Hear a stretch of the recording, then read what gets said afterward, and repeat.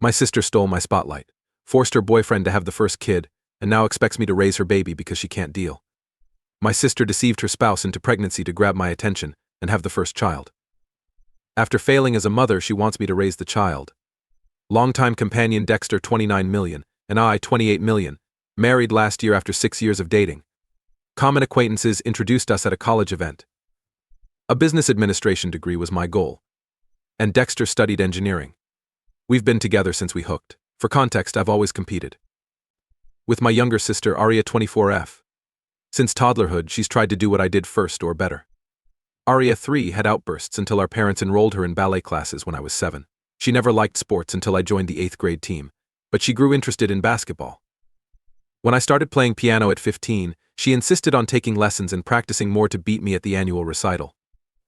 This pattern continued in high school and college. Aria studied hard and got straight A's plus extra credit, while I got straight A's in my sophomore year. Aria worked hard to get into an Ivy League school with a bigger scholarship after I got into State University on a half scholarship. Parents backed her, seeing Aria as their perfect child and neglecting my achievements.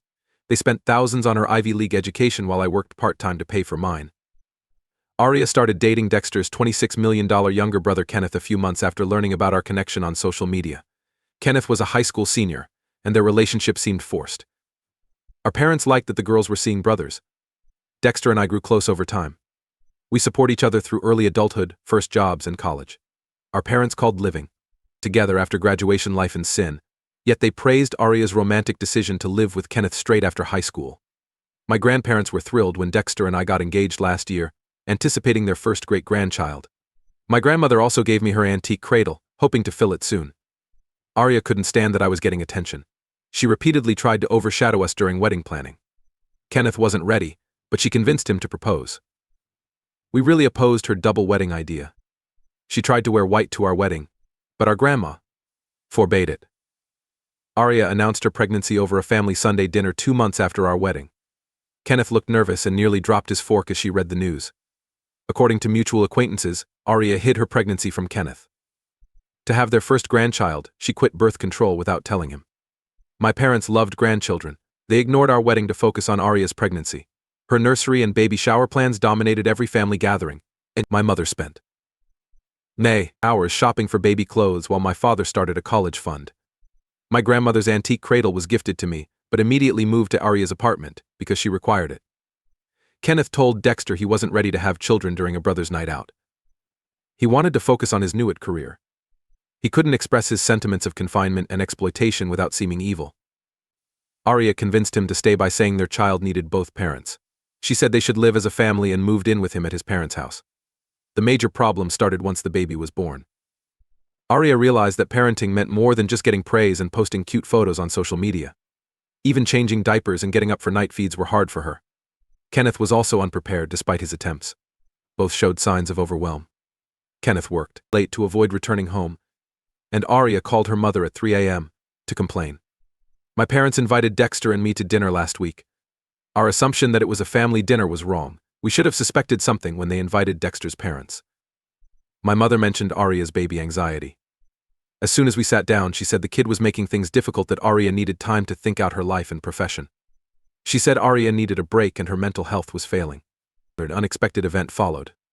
My parents advised us to adopt and raise the child since Dexter and I were stable, grown up, and married for a long time. According to them, Aria could focus on her life and we wouldn't have to push for our child. I was speechless. Because the original parents weren't ready for their obligations, they expected us to raise someone else's child. Both families are pressuring us to change our minds. They keep accusing us of being callous for not helping Aria, but Dexter and I won't let them force us to do it. We never asked Aria to get pregnant or use her pregnancy for attention. Not an automobile, but a person. You can't give up your child because parenting was harder than expected. First update. Things have become worse since my last post. Aria and my mother arrived at my workplace yesterday for lunch. It seems my municipal marketing company found my lunch routine. They stopped me in the parking lot as I headed to my car for lunch and made me listen. As soon as they approached me, I knew this was no ordinary visit. Aria had dark circles under her eyes and looked exhausted. She cried as she said she and Kenneth needed more time to work things out and weren't ready for parenting. She claimed that fatherhood was harder than expected and that she felt trapped. My mom revealed their new strategy. They offered Dexter and me a 6-month trial to take the baby. If things went wrong, they'd try again. They explained this would protect the baby and allow Aria and Kenneth time to plan. They took their pocketbook-written interim custody agreement in the parking lot. Aria went crazy when I declined again. She screamed that I was ruining her life and would help her if I loved her. I was spiteful and self-centered for not punishing her, she added. She manufactured this scene as several of my coworkers, who were on lunch break, looked on. My mother. Experimented. She said I had always wanted children and that maybe God wanted me to raise Aria's child. She said this could be our chance to become parents, adding that blessings can come unexpectedly. Her arrogant statement enraged me. Before phoning security, I told them to leave. They arrived at our place with Kenneth's parents at 7 p.m. They planned this ambush to pressure us if we united. Thank goodness Dexter was home. When they resumed emotional manipulation, he insisted they go. We had to comply, or they wouldn't leave. As though he was unrelated to the situation. Kenneth's mother cried as his life was wrecked. My mother said Aria needed treatment with postpartum depression. They completely avoided medical and mental help, making it look like stealing their child was the only option. Aria then gave the awful news. She had bought Europe tickets with Kenneth. Despite our consent, they wanted to leave the infant with us. She believed we would have to care for the baby if they left. We had to act because she had a plan. They left for their trip after dropping off the child for babysitting. Her selfishness appalled me, and I immediately threatened to alert CPS if she left her child. I informed them it was unlawful to abandon a child and that I would report them if they did. All were startled by this threat. Mom begged us not to contact the cops, arguing that it would ruin Aria's life and career. Kenneth's parents offered to increase Dexter's inheritance if we agreed. They offered to buy us a new car and a bigger house if we took the baby, but we declined. We threatened to call the police for trespassing if they didn't leave. They were surprised we wouldn't fall for their trickery, and their stunned looks when they realized we were serious were almost funny. Aria tried to guilt me one last time before leaving. She reminded me of all the times I had voiced my wish to become a mother, how much I loved kids, and how this might be my only chance. She also intimated that my refusal meant I didn't want to be a mother. I told her my desire to be a mother did not condone her recklessness. I informed her that she had chosen to become pregnant without much consideration and now had to live with the consequences. My mother warned us that we would regret our choice before they did. She accused us of being unkind and said family should back family. Kenneth's father stated in his will that this would affect our position. Dexter and I sat down and talked after they left. We decided to act to prevent future ambushes. We may add security cameras in our home, and I've informed work security to any unwanted guests. The entire situation showed us how far our family will go to force their will on us. They clearly disrespect our privacy and choice. We may sue if they annoy us. Second update. After the parking lot ambush at our house, I decided to talk to my grandfather. My family's reasonable voice has always been him, and I needed his perspective. I waited till he was alone since my grandmother's bridge club meets on Wednesday afternoons. I visited him at home with his favorite lemon cake from the neighborhood bakery. As usual after lunch, he was reading the newspaper in his study when I arrived. He smiled at me at first, but when he saw how angry I was, he turned serious. When I visited Dad after school, I sat in the faded leather chair across from him, the same chair I had as a kid. I immediately told him about Aria's deliberate pregnancy, her inability to handle motherhood, and our parents' ludicrous insistence that we accept her child. I detailed the work ambush and how they threatened to leave the baby with us to force us to accept it. I saw his countenance change from worry to wrath as I spoke. He knew some of the story but not the whole, which astonished me. He heard a different story from my parents. They said Aria was angry when Dexter and I abruptly withdrew from adopting the infant. Aria was the victim of our violence, and we were the terrible folks who refused to help needy families. Grandfather was furious when he discovered the truth. He couldn't understand why my mother, his daughter, would try to raise her younger daughter's child. Aria's plan to leave the kid with us and flee to Europe enraged him. He grumbled that this wasn't how his grandmother and he raised their kids as he shook his head. My grandma was at her bridge club, but he called her immediately. This showed how seriously he viewed the situation, as he rarely disrupts her social life. He had me repeat everything to her 20 minutes later when she arrived home. After I concluded my narrative, they were plainly upset. This was excessive. Both agreed. Grandfather said he saw my parents always prefer Aria, but he assumed they would change. He realized parental bias caused this situation, which let Aria act carelessly while expecting me to clean up. Grandfather then offered something unexpected. A beautiful farm and serene area about an hour from our home was among his many possessions. After years of renting, the tenants left. We needed to leave this toxic situation, so he offered it. I initially declined. It was hard to believe the house was worth $500,000. However, grandfather persevered.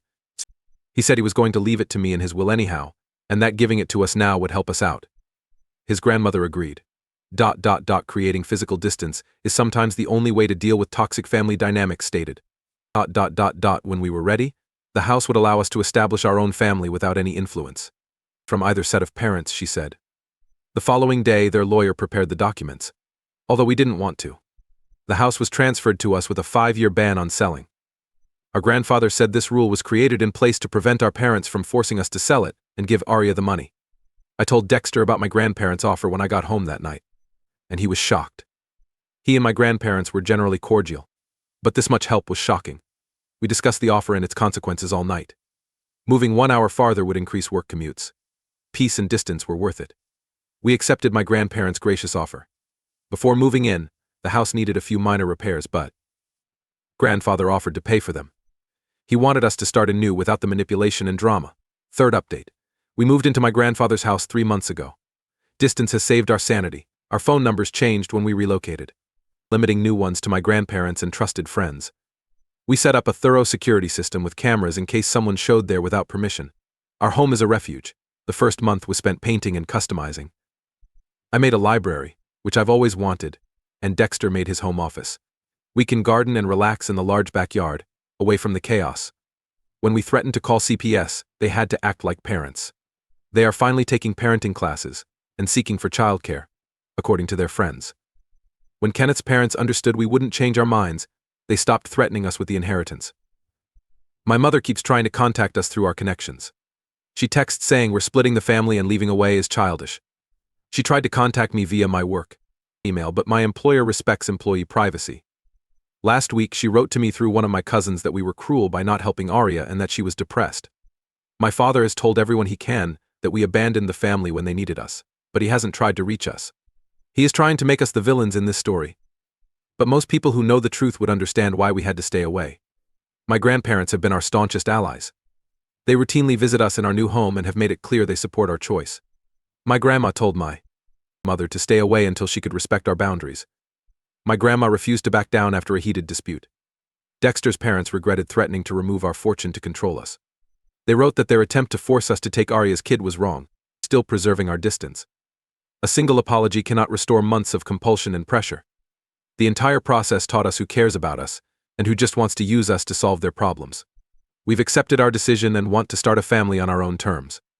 Last week we learned Arya and Kenneth will finally attend parenting classes and couples counseling.